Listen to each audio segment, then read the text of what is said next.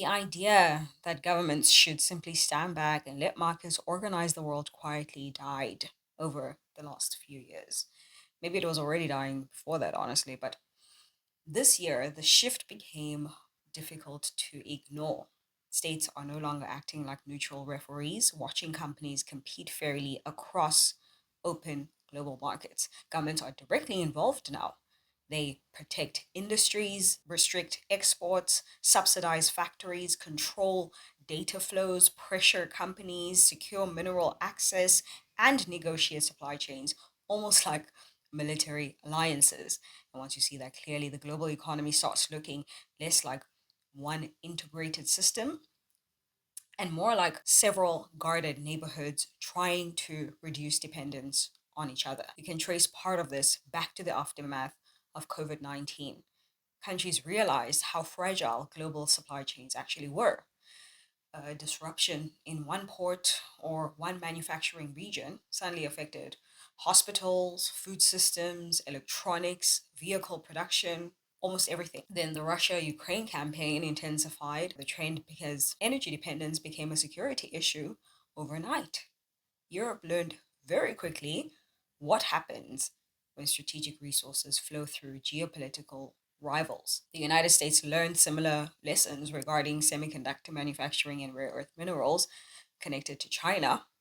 China, meanwhile, accelerated its efforts to secure food, energy, shipping access, and technological independence because it also assumes confrontation may intensify over time. And our governments openly talk about resilience more than efficiency. That is important. For decades, globalization prioritized efficiency. Produce goods wherever labor is cheapest, move products through integrated trade routes, depend on global financial systems to keep the markets open. But resilience works differently. Resilience means accepting higher costs sometimes in exchange for strategic security. So countries begin building regional partnerships they believe they can trust during crisis. Not necessarily friendships, just dependable alignments. And this is why the world feels fragmented but oddly stable at the same time, right?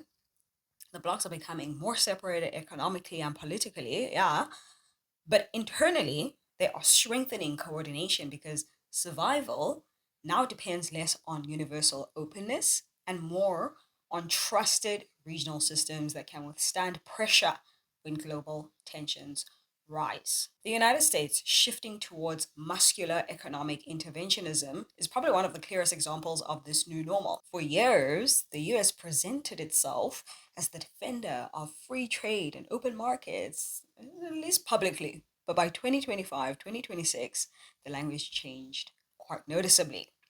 Industrial policy came back aggressively. Semiconductor subsidies expanded.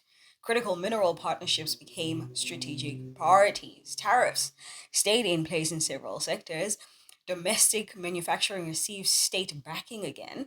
Washington increasingly treated supply chains almost like national security infrastructure rather than ordinary business arrangements. What is interesting is that this shift is not happening in isolation. China is doing something very similar, just through a different political structure. The Chinese government's export restrictions on rare earths, tungsten, antimony, and related materials signal something bigger than ordinary trade policy, especially that 0.1% clause that people started discussing more seriously this year. The idea that China could require approval for foreign made goods containing even tiny amounts of Chinese critical minerals changes how companies calculate risk globally. Suddenly, supply chains become geopolitical terrain. Corporations are no longer operating independently from states, they are being folded into state competition itself. Europe reacted differently, but moved in the same direction structurally. The EU Green Industrial Act updates and protective measures around solar panels, EVs, and energy technology showed Europe trying to shield domestic industries from overwhelming Chinese production capacity. Again, governments stepping directly into corporate competition. And honestly, smaller states do not really have the luxury of pretending this shift is temporary anymore. That is the uncomfortable part. Countries in Africa, Southeast Asia, Latin America, they cannot just sit outside these systems hoping that neutrality protects them. Larger powers are actively organizing around minerals, logistics routes, infrastructure, digital systems, and energy security. Smaller systems either join the conversation strategically or risk becoming passive resource zones inside someone else's regional architecture.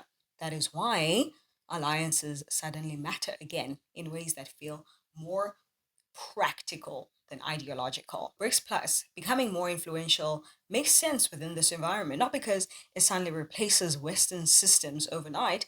That is probably exaggerated at times, but because countries increasingly want options. They want alternatives to relying entirely on Western financial systems, Western security arrangements, Western payment rails, Western institutions, especially after sanctions against Russia demonstrated how powerful control over global finance still is. A lot of governments watch that very carefully. Even governments not aligned with Russia politically still notice the structural lessons underneath it. If access to dollar systems, SWIFT networks, insurance markets, and reserve currencies can become geopolitical weapons during conflict, then naturally other powers will start building their own alternatives. That does not mean that the dollar suddenly disappears tomorrow. It probably does not, but fragmentation grows gradually as trust continues to weaken.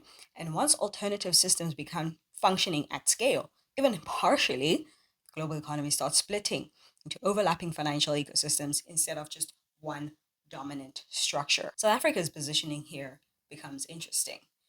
Through BRICS relationships, AU frameworks, and growing engagement with Asian trade corridors, South Africa is trying to avoid complete dependency on any single power center. Of course, that strategy is going to carry risks because balancing multiple blocks is pretty complicated, but there is also strategic logic behind it.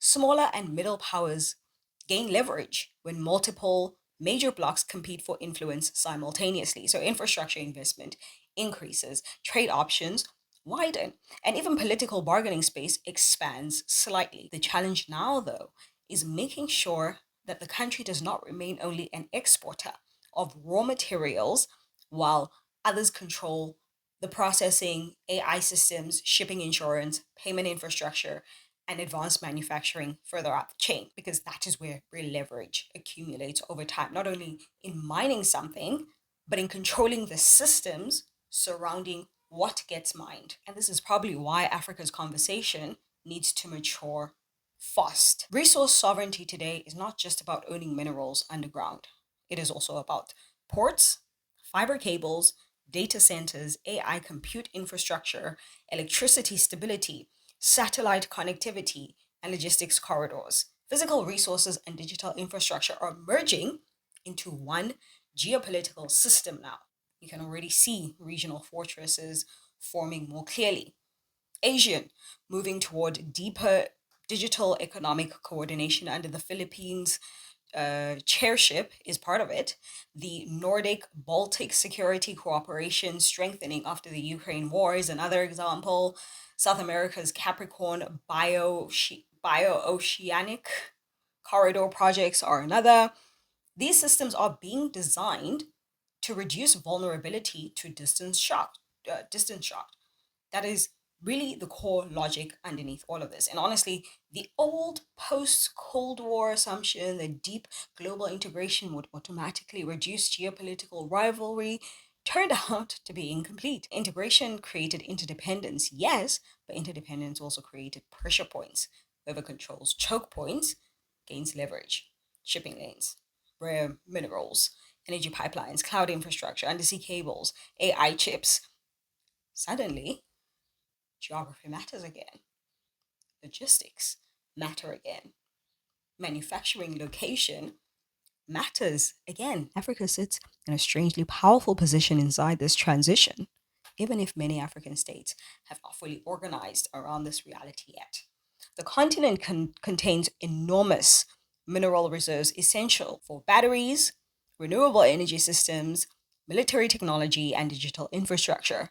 So, cobalt, lithium, manganese, platinum group metals, rare earth elements, and alongside that comes demographics, young populations, expanding labor markets, growing consumer demand over time. But resources alone do not automatically create power. History already proved that, right? External powers can still structure extraction relationships in ways where value leaves while instability stays behind. That is why regional coordination matters more now. If Southern African states coordinate infrastructure, ports, energy systems, industrial processing, military security, and AI development together instead of separately negotiating from weaker positions, the bargaining power changes significantly. And maybe that is the deeper meaning behind this fragmented world. Smaller states are beginning to realize survival is no longer depends entirely on fitting neatly inside one dominant global order. It depends on building resilient neighborhoods strong enough to negotiate with larger powers without being absorbed by them completely. The monetary side of this fragmentation is probably where things become more difficult to follow because currencies feel abstract until prices change in your own life. But currencies are really just trust systems backed by trade, military reach, industrial production, and political confidence. For decades, the US dollar sat at the center of most international trade. I'm talking oil contracts, shipping insurance, commodity markets, reserve banking. Even countries that disliked American foreign policy still relied on dollar systems because the infrastructure already existed. Infrastructure like Swift networks, correspondent banking, treasury markets, all of it connected together over decades. What changed around the mid 2020s is that governments started openly preparing for the possibility that access to those systems could become conditional. Russian sanctions after the Ukraine war accelerated that thinking. So did growing tensions between the US and China. BRICS Plus discussions around alternative settlement systems were not really about overthrowing the dollar overnight. That part gets exaggerated online a little bit. It was more about reducing vulnerability, building parallel rails slowly. Maybe using local currencies for bilateral trade, maybe clearing transactions outside Western banking infrastructure where possible. And honestly, you can understand why countries would think that way. If another state could potentially freeze your reserves or restrict your payment systems or pressure private corporations to stop doing business with you, then financial dependence start looking like a security problem instead of just an economic agreement. And that will change government behavior. China increasing yuan based trade agreements, Russia shifting energy payments eastward, Gulf states experimenting with non dollar settlements in certain contracts, even Asian discussing more regional currency settlement frameworks around last year and this year. These are small shifts individually, but together they signal fragmentation, not collapse, fragmentation. The world economy still functions, just through more guarded corridors, and there is a cost to that. Trade becomes less efficient. Duplication increases, countries stockpile more, governments intervene more aggressively, but at the same time, smaller powers see opportunities to negotiate better terms because there is no longer only one dominant center pulling every lever alone. For Africa, this creates a strange moment, a risky one too, because fragmentation can either pull African states into stronger regional coordination or trap them inside new dependency systems flying just a different flag. That's the part people sometimes avoid discussing directly. Infrastructure sovereignty sounds good until you realize that infrastructure is expensive. Rail systems, ports, semiconductor facilities, AI data centers, energy grids, satellite networks, all of this requires financing, engineering capacity, maintenance chains, cybersecurity protection, and skilled labor. Serious institutional coordination over decades. It doesn't need speeches. And that is why the African Union suddenly matters more than people assumed 20 years ago. If African states negotiate separately, larger powers will keep playing them against each other for minerals, shipping access, agricultural land, and strategic votes inside global institutions. But if transport corridors between South Africa, Namibia, Botswana, Zambia, Angola, Mozambique, and neighboring states become deeply integrated, the bargaining position changes gradually but meaningfully. You can already see hints of this logic emerging. Lobito corridor investments linking Angola into regional mineral supply chains, expansion discussions around African continental free trade area logistics systems, port upgrades across East and Southern Africa, digital payment integration experiments, even military coordination discussions become part of the equation because infrastructure protection matters once trade routes become strategic assets. And AI sits quietly underneath all of this too. Whoever controls regional cloud infrastructure, undersea cable access, telecommunication standards, satellite internet regulation, and industrial data systems will influence economic behavior long before politicians appear on television to announce their mostly outdated policies. That is partly why debates around Huawei, Starlink, semiconductor restrictions, and digital sovereignty become so heated globally. They are not just tech debates, they are governance debates disguised as technology conversations, which is why nobody wants Starlink in South Africa. There's another thing. Regional blocks harden, partly because populations become nervous about instability. Supply chain shocks during COVID, energy disruptions after the Russia Ukraine campaign, food inflation, semiconductor shortages, shipping attacks near the Red Sea around 2025, Strait of Hormuz in 2026. People watch global systems fail in real time. So governments responded by prioritizing resilience over openness through domestic manufacturing, through strategic reserves, resource nationalism, critical mineral alliances. It wasn't purely ideological anymore. It's become more mechanical than that. States started asking practical questions. Can we survive if trade routes close? Can we produce enough energy locally? Who controls our communication systems? How exposed are our banks? Which neighboring countries can we actually rely on during a crisis? Those questions naturally push countries toward regional fortresses, even if nobody officially uses that language publicly. South Africa sits in an interesting position inside this environment because it has access to both Western and non Western systems at the same time. BRICS relationships, Western financial integration, deep shipping relevance between Atlantic and Indian Ocean routes, industrial capacity relative to much of the continent, but that position only matters if governance capacity keeps up with the pace. Otherwise, the country risks becoming a transit zone instead of a strategic coordinator. There is a difference. One captures value, the other simply allows value to pass through, while outside systems extract most of the leverage. And honestly, the same applies to Africa more broadly. Population growth alone is not going to solve this. Resource abundance alone won't solve it either. Institutions matter. Infrastructure continuity matters. Technical education matters. Political maturity matters. The countries and regions that slowly gain influence in fragmented systems are usually the ones capable of maintaining complex networks reliably over long periods without constant breakdowns. So when people talk about this fragmented but stable world, I don't really think stability means peace in the old sense. It means enforceable regional order.